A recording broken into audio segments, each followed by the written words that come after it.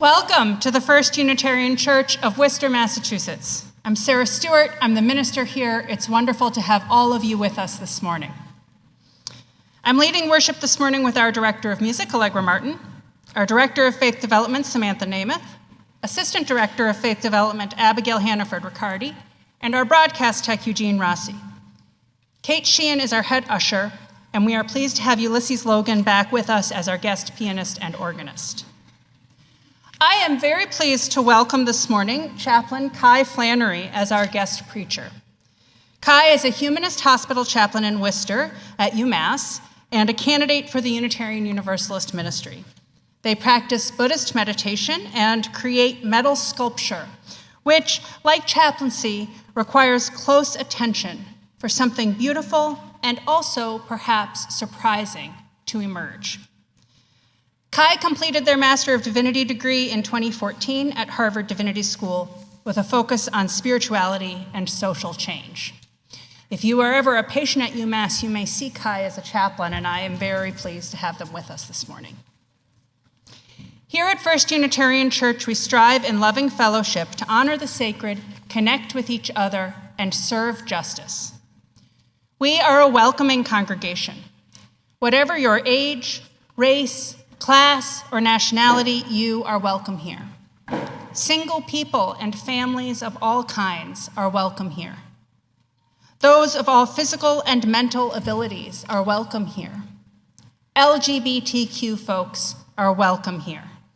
The doors of this church are open to all, and we are delighted that you are with us today. I welcome those of you who are joining us online. You can like this video to help others find us and subscribe to our channel to find more content. The best way to get to know everything we do as a church is to subscribe to our newsletter. You can go to firstunitarian.com and click subscribe to the newsletter at the bottom of any page. If you are in the Worcester area, I invite you to join us for worship and fellowship every Sunday at 10:30 in the morning at 90 Main Street. We have a wonderful community here, and we would love to have you be part of it in person. Everybody is welcome to a social hour in the church parlor after the service through either of these doors at the front. This door on my left is the accessible entrance. If you are a newcomer, please stop by the welcome table on this side of the church parlor to pick up a gift bag. There's a volunteer there who can answer questions. You can also sign up for the newsletter there. We would love to get to know you better. There are announcements in your order of service. You will see an announcement about our auction fundraiser coming up on the first Saturday in November. Today is the deadline to donate items, and then I hope that you'll sign up for a free ticket and get gussied up and come enjoy the auction. I think it's Saturday, November 2. Next Sunday is our Music Sunday. This is a big occasion at First Unitarian Church. Our choir is singing a Bach cantata as part of Music Worcester's Bach project. We will have a guest Baroque orchestra and organist.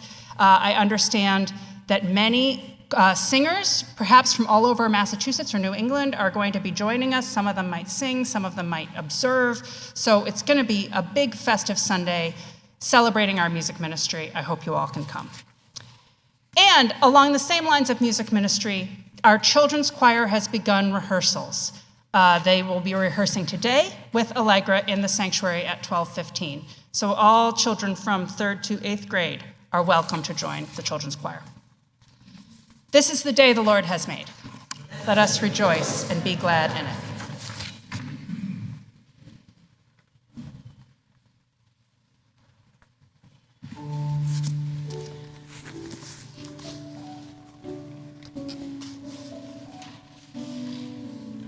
I want to be with people who submerge in the task,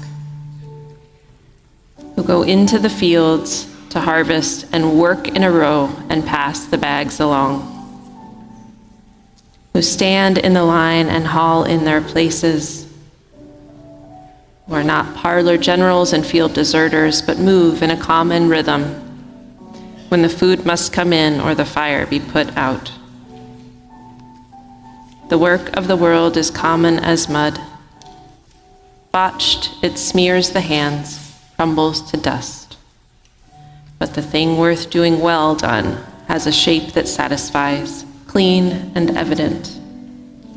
Greek amphoras for wine or oil, Hopi vases that held corn, are put in museums, but you know they were made to be used.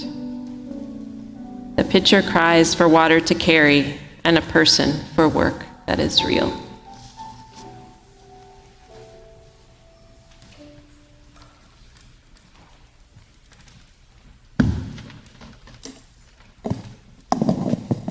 Harrison is lighting our chalice this morning.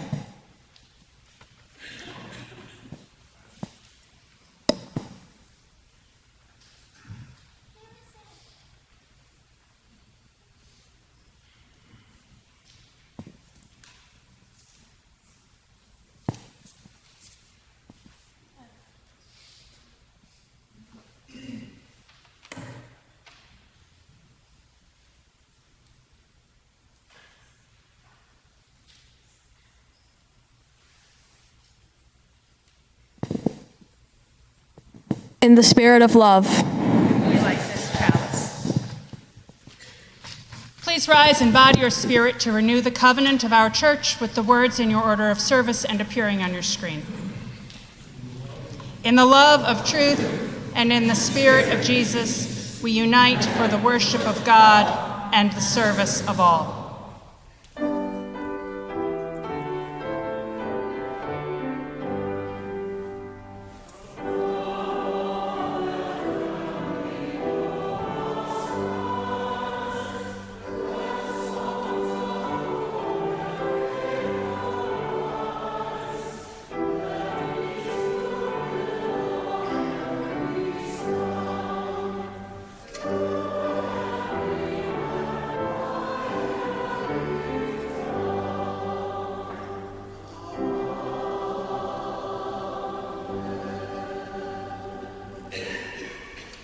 Opening hymn is number 352 in your gray hymnal, Find a Stillness.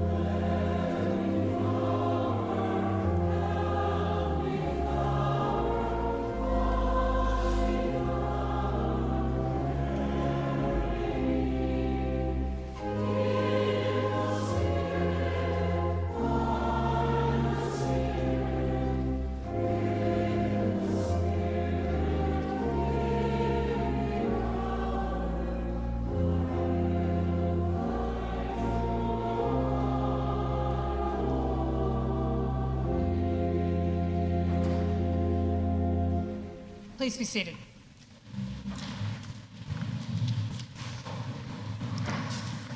Good morning.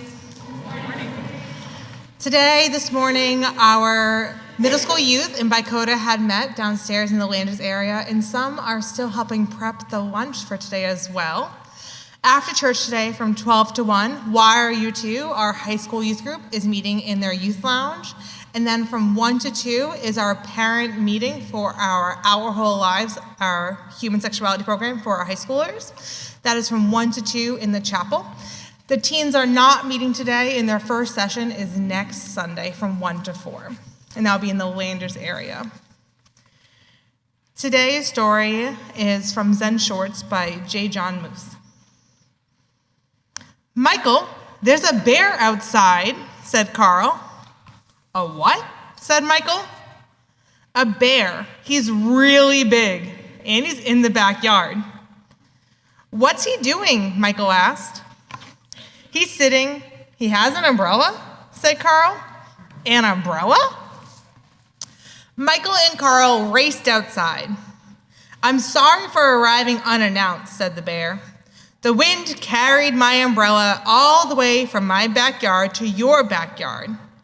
I thought I would retrieve it before it became a nuisance."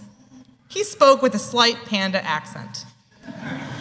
Michael introduced himself, and then he introduced Carl because Carl was shy around bears that he didn't know. And this is how Michael and Carl met Stillwater. The next day, Michael went to see Stillwater. "Here I am," Stillwater called from the tree. "Can I come up?" asked Michael.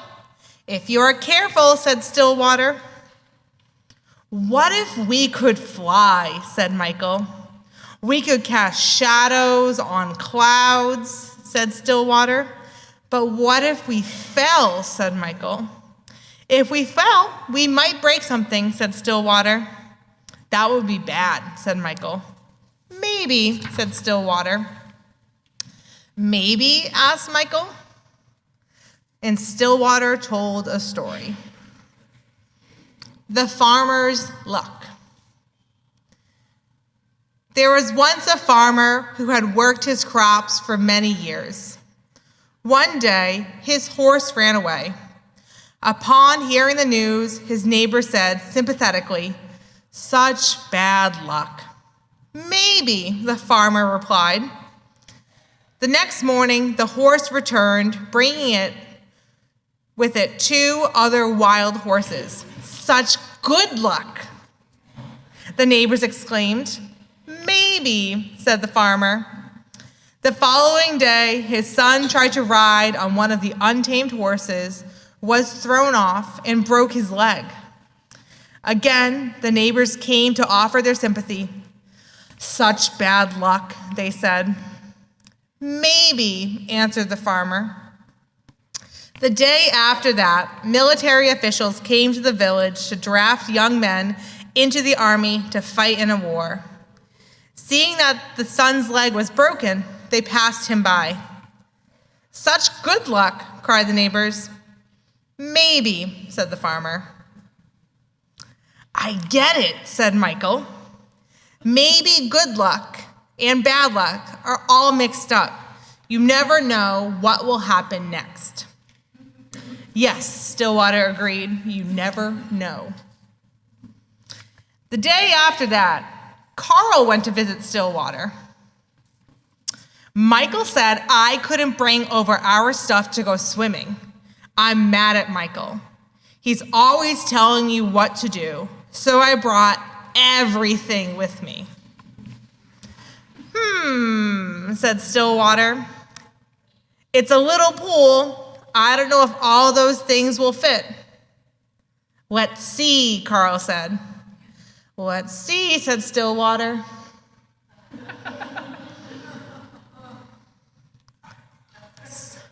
Stillwater looked at the pool. "The things can go swimming, but we can't," he said. "I brought too much stuff," Carl said. "That's okay," said Stillwater. "I will help you carry it home later." "Why does Michael always have to tell me what to do?" Carl said. "If he were here, I would climb up really high, and I would jump on him like this, and I do a big smash like this. Later, Carl and Stillwater had tea. Carl, said Stillwater, you've spent the whole day being angry with Michael.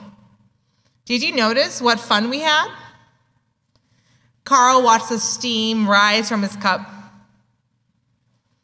I'm sorry I brought all this stuff, Carl said. You don't need to be sorry, said Stillwater. Right now, you just need to carry. Hold tight. I'll tell you a story. A heavy load. 2 monks were traveling. They reached a town where there was a young woman waiting to step out of her sedan chair.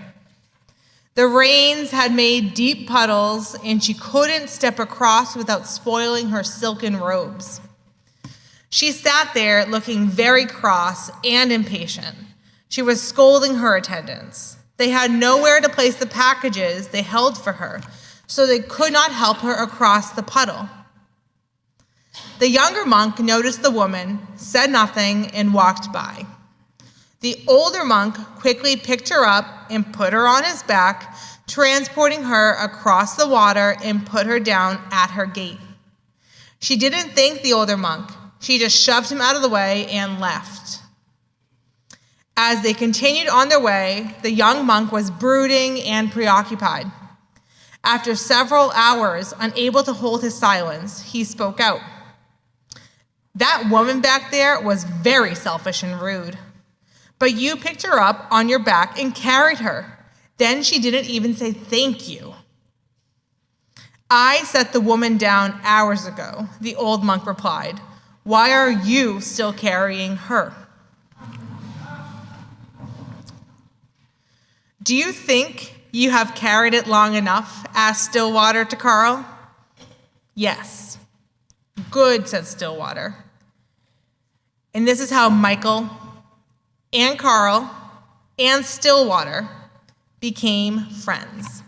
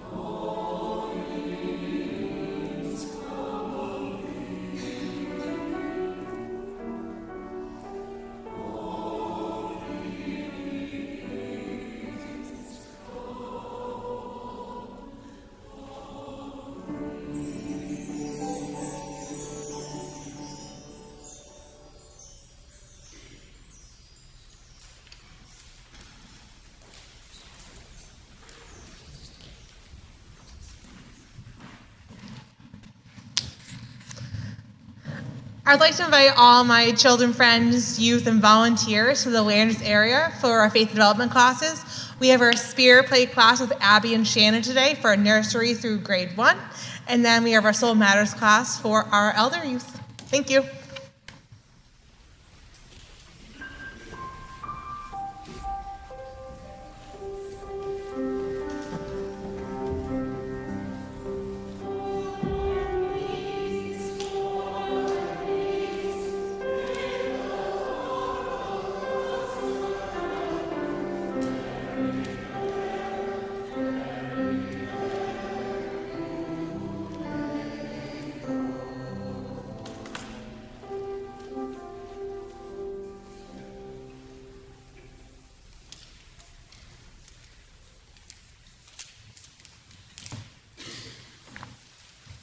Please join me now in saying our common prayer this morning.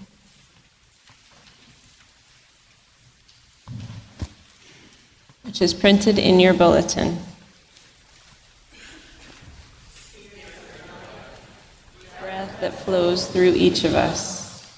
Breath that turns the leaf from green to gold. Breath that eases the leaf from the tree. Breath that blows out quickly in frustration. Breath that blows out slowly, a sigh, considering. Breath that is sought in for a moment and waits. Breath that has moved through each of us since the beginning of time. We come, we notice, we breathe together. We ask mercy, and we ask why. We say thank you, and we say please, please, oh please.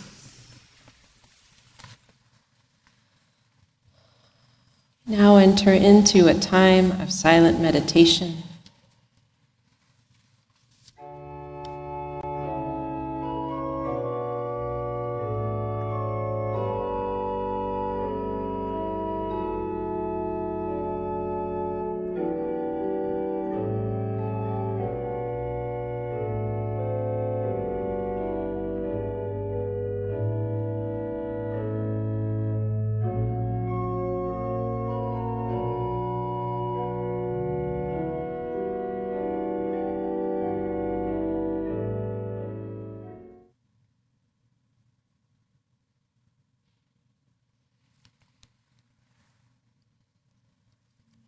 To our silence, we bring prayers from our friends and neighbors. I'm hoping to move from Auburn and that everything works out at my meeting this week. From Bill. My friend Becca has cancer. Maggie. We lift up these prayers together. We lift up the cries of one another's hearts along with the cries of our own. And now please join me in saying together the prayer of St. Francis.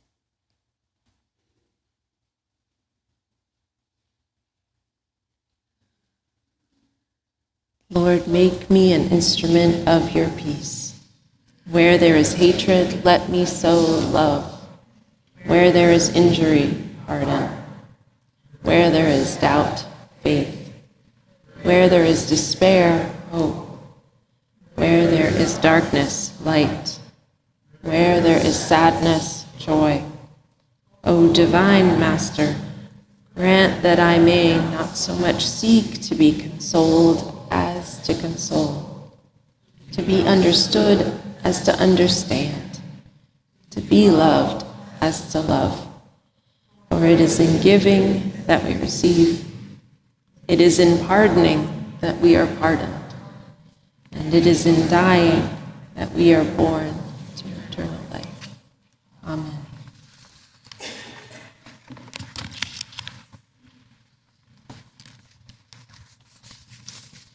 Once a month here at First Unitarian Church, we have the privilege of sharing our offering with an organization whose mission is aligned with ours. And today we are taking our collection for Dismas House, an organization that helps men with addiction leave prison and re-enter into society. And we have a video from Dismas House to share their work with us. My name is Jose Vasquez. My name is Sean. Addie Rosenberg. Kevin Stacy. Billy Powers. My name is John Millett. My name is Charlie Crosby. My name is Sal. I'm a resident and live here at Dismas House. 30 years I was sentenced to life for bank robbery. I was incarcerated for 40 years. I did a 10-year sentence for assault and battery. I was really good at getting arrested a lot. 22 years for DUI manslaughter. Mostly drug offenses, larcenies, B&Es. 40-year-old addict in recovery. You know, I've done so much damage over the last few years and everything is basically gone. I was real good at making real bad decisions real fast. I got to Dismas through a treatment program, and a alumni from Dismas, he started talking to me and he said, "Hey man, I think I know a place that could be well suited for you." I was a little nervous about it, but after he explained how Dismas helps to specialize in incarceration, re-entry, and drug and substance abuse situations, and the management of that lifestyle and changing it, then I felt a little more comfortable. Even when I first got here, I was kind of looking at this place saying, well, what do they want out of me? There's always like a catch. What's the catch? I came here and they just showed me the way. Just started off with little things, even just doing your chores, making you responsible with the little things. Because one thing I learned about Dismas, if you don't do the little things, how are you going to do the big things? I wanted to get better, but I wasn't ready to change. And Dismas gave me enough time and space to finally grow into that, to grow into a better person. If it wasn't for Dismas, once I got out, I would have been lost. Dismas has been there to help me in many situations where I needed some help. The way they've been able to help me is to show me that I count and I'm important. I started realizing people really do care about other people, and they help me basically change my life around. One thing that the Dismas family, and I call it that because that's the way they've treated me, they never looked down on me or turned their back on me or, offered their help in any way. I look forward to seeing everybody every morning. I look forward to sitting down at lunch with everybody and eating like a giant family. It's incredible, and each person has their individual day where they cook dinner for the rest of the family here, and it gives each person that individual responsibility that we all desire. There's many that I consider my family members here. Dismas is a family structure. It does have that quality, the unity amongst the people here. Dismas is family, it's community, and they're there for us. Dismas is family. Family is unity, family is love, family is understanding, family is working out differences. This is a safe place. I feel safe. It really gives you the opportunity to focus on yourself. I was more a prisoner of my addiction, and it was Dismas House which saved me from it and freed me from it. They're very understanding people. They're willing to work with whatever that need may be at the time. Helped me change my negative thinking to positive thinking. Well, I guess something amazing did happen, but it's I got better. I came here, they showed me how to, try and live my life, and today I'm actually the director of my own house, Reconciliation House in Webster. Right now, I'm in really good space. I'm working at a recovery center where I help people navigate through their journey, their pathway of recovery. I work in the treatment profession now as a counselor and a case manager. I help out at the soup kitchen. I help out at Dismas Farm. I help out around here at Dismas House. And I also speak with college students. It feels amazing. It feels amazing to be able to help people go through that and find different paths because we're all different. From here, you can go to a sober house. You can get an apartment. We have other houses that you can get to. So it's more or less like I'm living independently, and it's all thanks to Dismas. Yeah, life is beautiful now. Dismas saved my life, even when I didn't really want it to be saved. I didn't think I was worth saving. I mean, instead of there being a jail in every county, there needs to be a dismiss house in every county. It's just amazing to go from the person I used to be to the person I am today, and it's absolutely all because I made that choice to come to Dismiss House.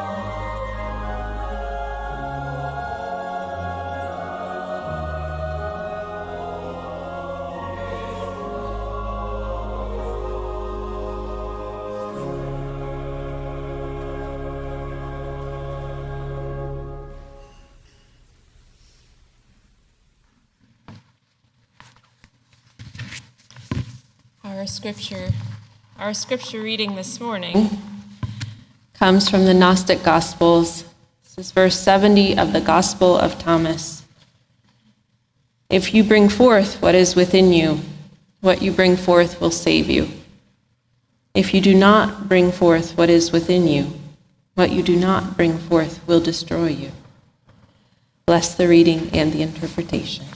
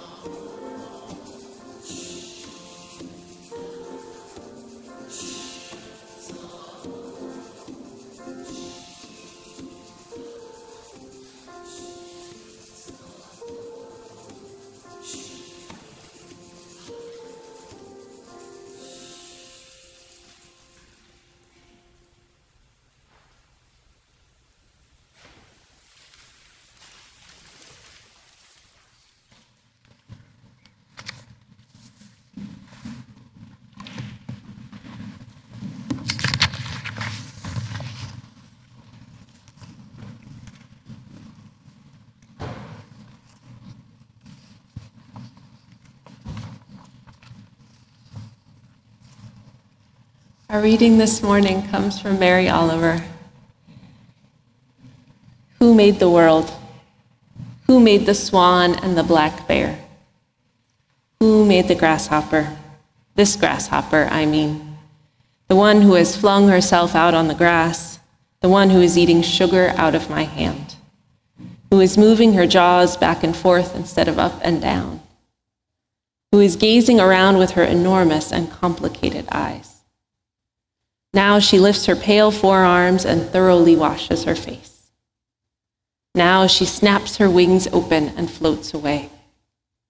I don't know exactly what a prayer is. I do know how to pay attention, how to fall down into the grass, how to kneel down in the grass, how to be idle and blessed, how to stroll through the fields, which is what I have been doing all day. Tell me, what else should I have done? Doesn't everything die at last and too soon? Tell me, what is it you plan to do with your one wild and precious life? I love that poem. I bet many of you do too. It is. I've been hearing a lot about attention in pop culture recently. There's been attention to reclaiming our minds from media.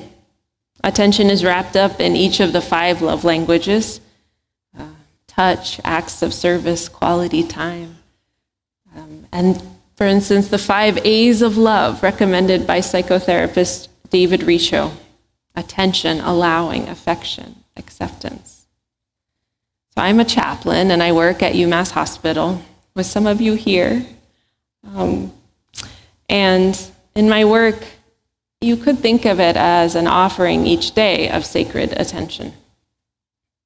And you might be surprised how many of us haven't really experienced that too often in our lives. A really deep listen with another person. One of the first things that we learn as chaplains is that whatever tricks us, whatever we might use as tricks to escape what someone else is going through or what we are feeling, no matter how much we want to solve it or fix it or minimize it, our role is to stay. Obviously, as long as it's a safe situation, but to be with it, to offer our presence first rather than our problem solving. And I find after a practice of this for 10 plus years that our ego starts to slowly calm down when we stop acting on every little defensive tactic that our brain suggests. When our own thoughts or our to-do list comes in, or our own obsessions are part of an interaction. In Ira Byock's introduction to Joan Halifax's book, Being with Dying, Byock writes, life-threatening illness calls us to a place, metaphorically a desert or a mountain peak, where as we sit, the hard wind of reality strips away all the trappings of life. Like so much clothing, makeup, accessories, we are left naked. He goes on to say that this can be really freeing, this nakedness. This, too, is a letting go of ego. Being with Dying is a great book, and if you're curious about it, you should check it out. In order to meet someone in this desert, though, on this mountaintop, we need to come from our own naked heart. Not a heart hiding behind fixing or pleasantries, bringing forth what is in us, offering our full attention. Before we start to offer our full attention, we may not even notice what we're missing. David Foster Wallace told a story of 2 fish who are young and are swimming along, and they pass an old fish who says, "How's the water, boys?" They're like, "Fine." Then they go on and they look at each other and say, "What's water?" Right? So I would say that both the attention and the compassionate space that attention can create are sacred, like that water. Partly because humans are sacred. We're not always nice or beautiful, but we're always learning. I read recently the story of Helen Keller, a curious kid, both deaf and blind, and her teacher, Annie Sullivan. And Helen wrote about this experience of learning the name of water. Someone was drawing water, and my teacher placed my hand under the spout. As the cool stream gushed over one hand, she spelled into the other hand the word water, first slowly, then rapidly, and I stood still, my whole attention fixed on the motions of her fingers. Suddenly I felt a misty consciousness as of something forgotten, a thrill of returning thought, and somehow the mystery of language was revealed to me. I knew then that WATER meant the wonderful, cool something that was flowing over my hand. That living word awakened my soul, gave it light, hope, joy, set it free. To have a name for a mystery can set us on a path of understanding. As a chaplain, I'm astounded by the work that is done by patients and families and by practitioners at the hospital. But we go there as parents, children, as brothers and sisters. Parents in the NICU, accompanying each other and their other children. All these moments of joy and fierceness and fear and pain and discovery and disappointment and loss.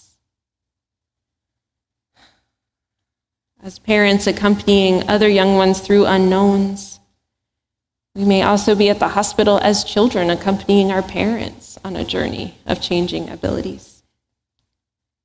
Or a solitary patient just trying to accompany ourselves through a scary time with dignity.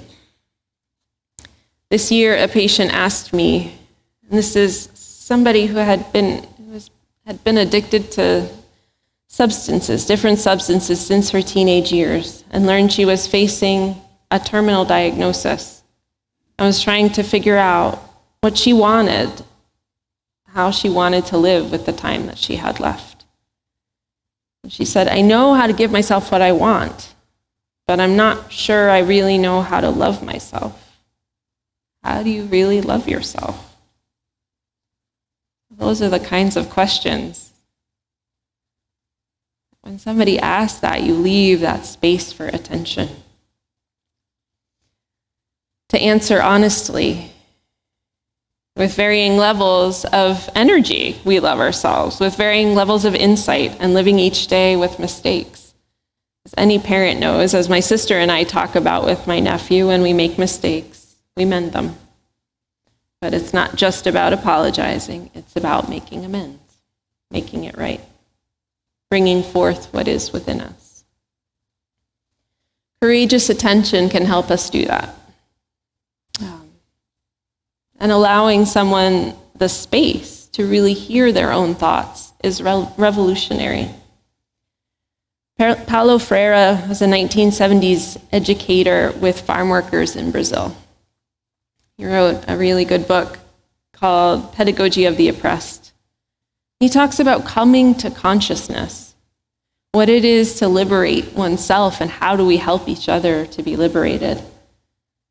And he talks about how liberation comes not from transferring facts to someone, but by acts of cognition, by someone really taking on the task of figuring out what their thoughts are.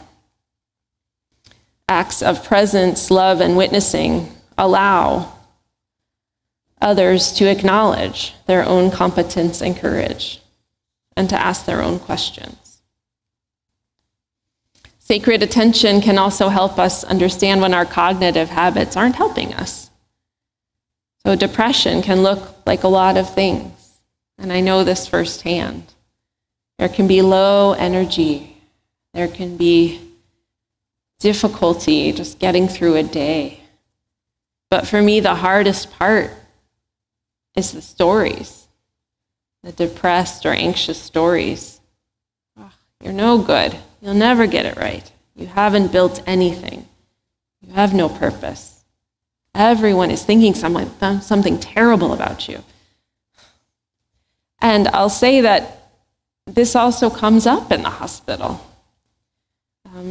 It's so hard. It's very easy to move from this is so hard to why are things always so hard for me? Which in Buddhism we would think of as the second arrow, not just the wound.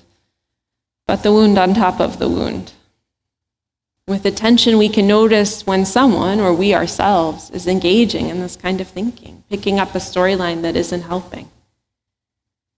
Close attention can cut through our storylines and simplify. I remember a moment that changed my life. Years ago, I met a young woman and worked with her over months and months, and she was dying. And she was a gamer. She loved video games. That's how she had met her husband. And she knew if she got pregnant, she might get very sick, but she really wanted to try anyway. She had triumphed over a lot. She had gone to college, the first one in her family. Her mother had never gotten to do that. I remember being in the room with 3 generations of women, the young woman and her mother, and the young child, the young daughter. So this young woman knew that she was dying. She knew they had weeks and maybe months. She was physically weak. She could sit with her daughter, but she couldn't pick her up or do the things she needed for her. So we were in the room, and the baby was asking for candy. So the young woman speaks up, "Not too much sugar, Mom," she says. She's coaching her own mother.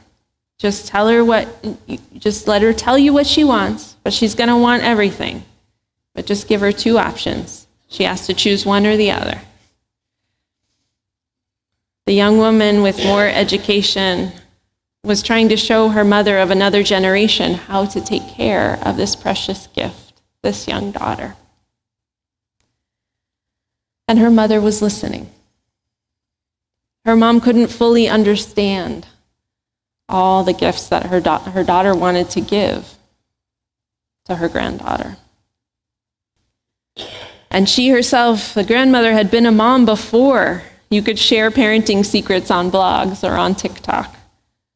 She was paying such close attention as her daughter passed on the operating instructions for her kid. It seemed in this simple moment that the room had kind of a glow to it. There was no moral to the story. Nobody was wrong. It wasn't a to-do list or a social media moment. Though I love TikTok dances, it was not a TikTok dance. The moment just needed to be held in a space of compassion. Sacred attention can mark a simple moment with a glow. And sometimes attention can disrupt what may seem tidy or simple. Not so long ago at work, I was reaching up to see people from this, what felt like a gray well of exhaustion and some sadness.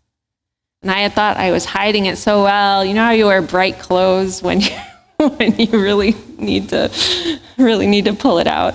I had this bright red scarf on, and I had a face mask on, so I thought, okay, I'm going to be okay. Like half my face is hidden, right? I saw a patient I'd known for several months who spoke. She kind of spoke with the cadence of Maya Angelou, very slow, very kind. She looked at me, and after a few minutes, she just looked up at my eyes and she said, "You're tired today." She just took my mask off with one look.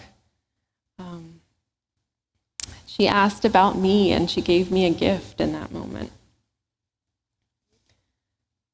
People sometimes think that when you do a job that is hard, that you are made of something different from other people.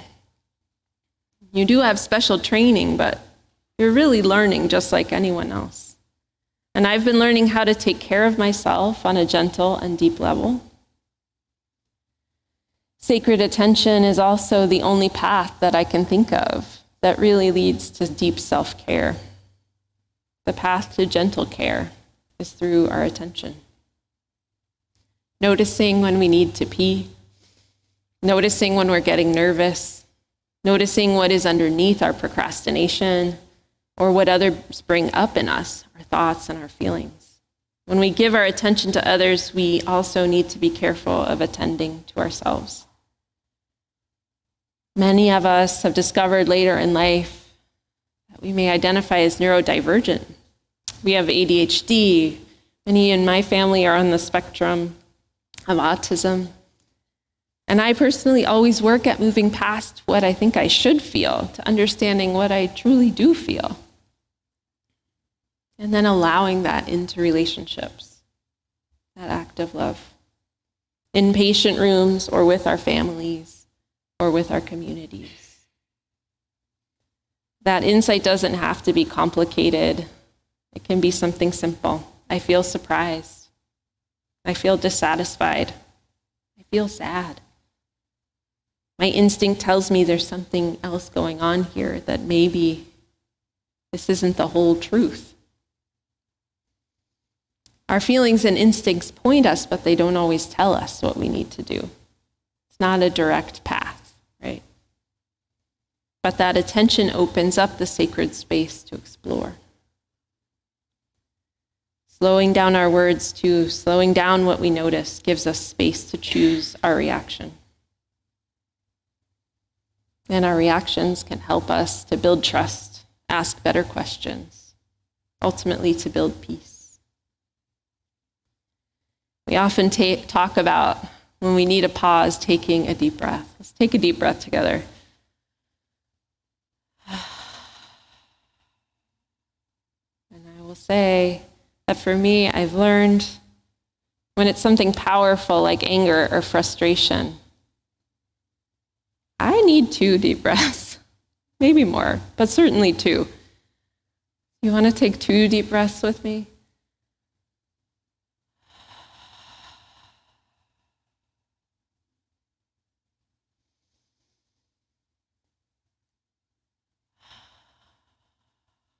Just like the song. Giving ourselves a chance for that literal second breath can help us calm our nervous system and engage our intentional brain, not just our instinctual brain. The practice of anti-racism is often about slowing ourselves down, helping our assumptions to slow their roll when our assumptions move faster than our conscious brain. That tiny pause can give us time to assess what is salient, what is unconscious bias. If you've ever gone to a grocery store when you're tired, distracted, hungry, you know the difference that attention makes. When we've fed ourselves, taken care of our basic needs so we can be present, we see what we truly need.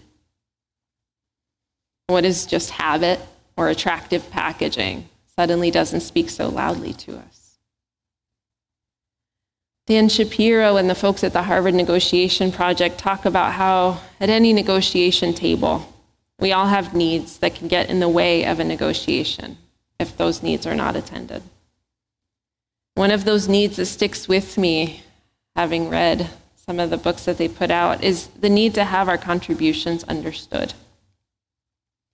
None of us want to be at the table where people don't understand what it took to be there, what we really do, and what we do that can help move things forward.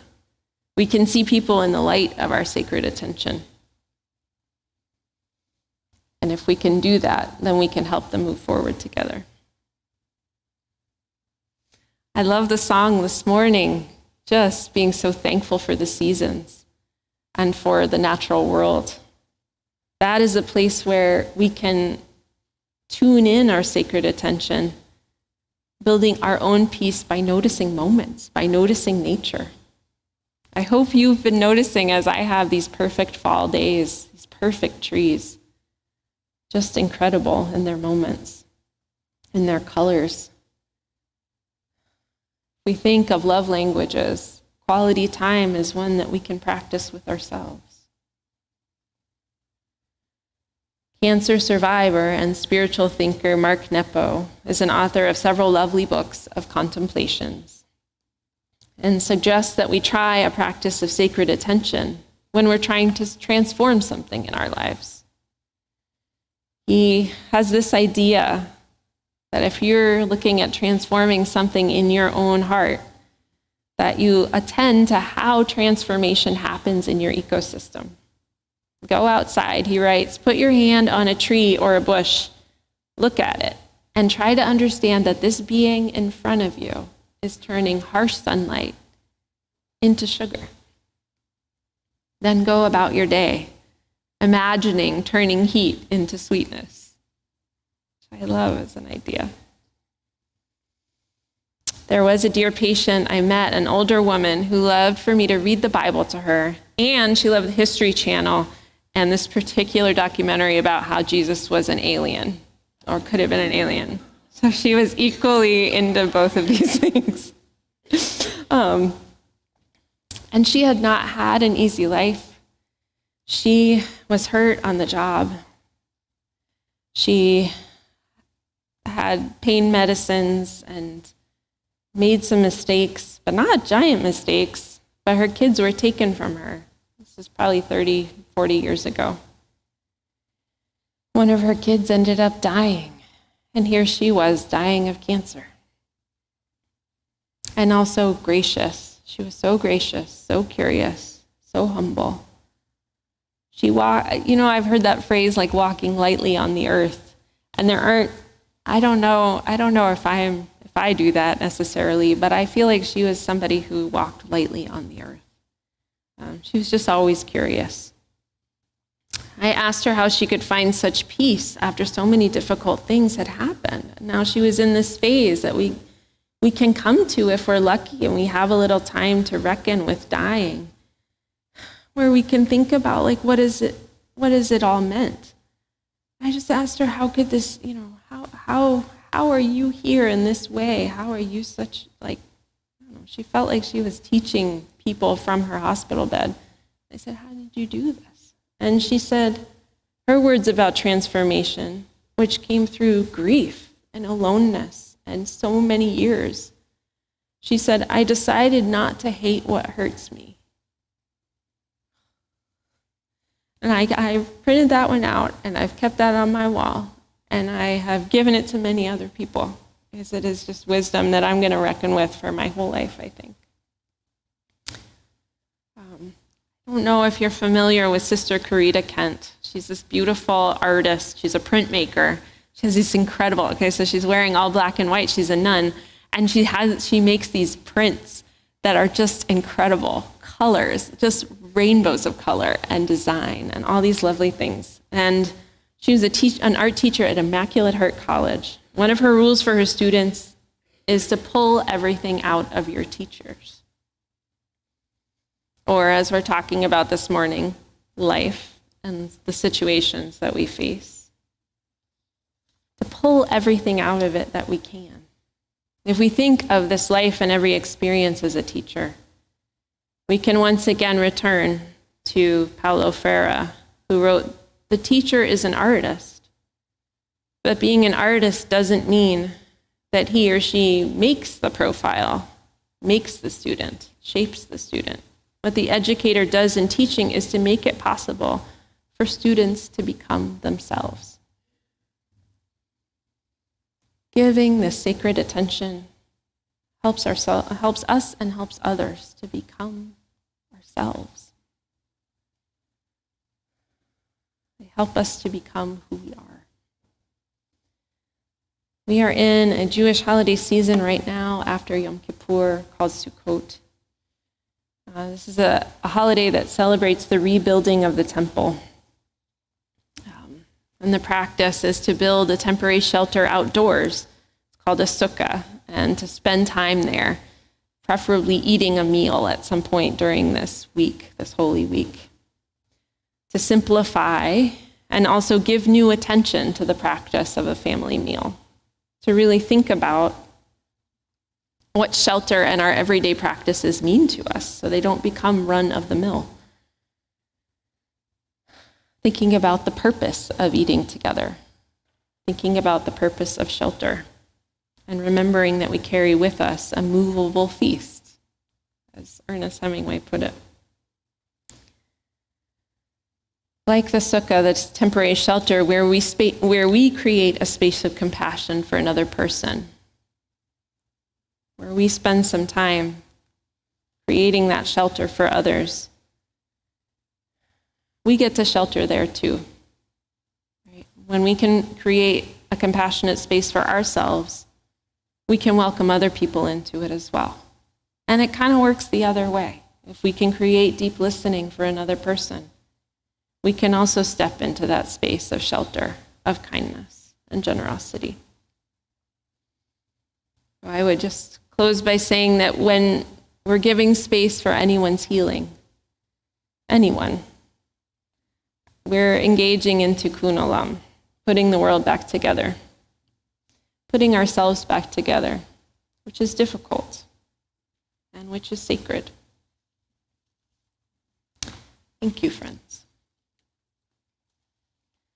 I would now like to invite you to join me in singing our closing hymn, Do You Hear? Number 112 in our gray hymnal.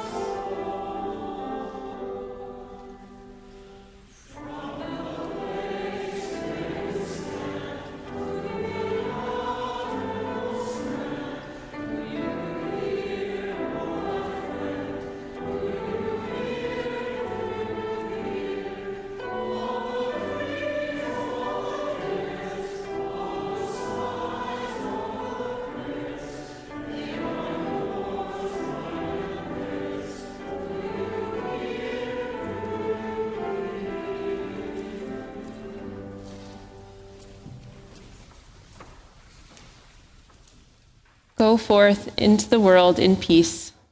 Be of good courage. Render to no one evil for evil. Strengthen the faint-hearted. Support the weak. Help the afflicted. Honor everyone. Love and serve the holy, rejoicing in the power of the Spirit forever. Amen. Please be seated, friends, to enjoy our closing music.